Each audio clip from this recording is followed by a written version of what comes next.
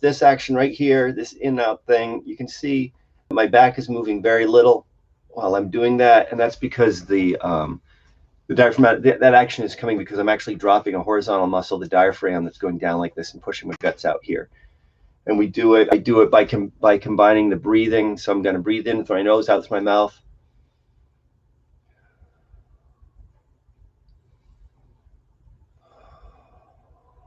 Other rules are when you breathe in, when you breathe out, count. When you breathe in, count. You just want that number to be the same. Doesn't matter what the number is. You want your back to be relatively free. And you want to make sure that you practice. Practicing the most important thing. I practice twice a day, every day. And the neurology behind this, I've gone into in other videos. You can go back and scroll back to the other Back to Basics Sundays and find out about why this is important neurologically, and it links to the limbic system and the fight-flight response and all that stuff. So it's a very important part of my life. I do it twice a day, every day, just to stay centered, so I'm never more than 12 hours away from that breathing practice.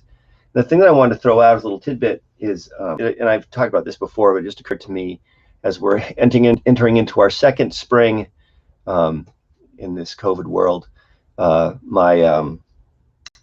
grew summer squash, not summer squash. I grew butternut squash last year, and I still have some. So 6 months later, still getting butternut squash fresh from the basement. But I cracked one open looking for seeds this morning, and out I pulled about 100 seeds. And the thing about that is that each one of those 100 seeds can grow a plant that can get at least 10, sometimes 15 butternut squash on it. And it just reminds me about the bounty and abundance that we get from the natural world, which is all the world, but that nature is always about abundance. Nature is always about giving back.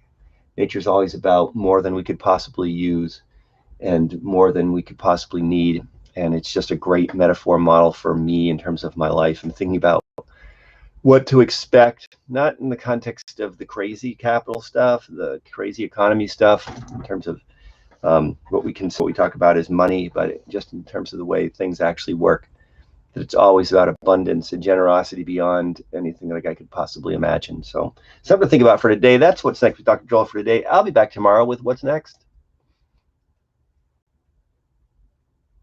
Trying to end the old live stream.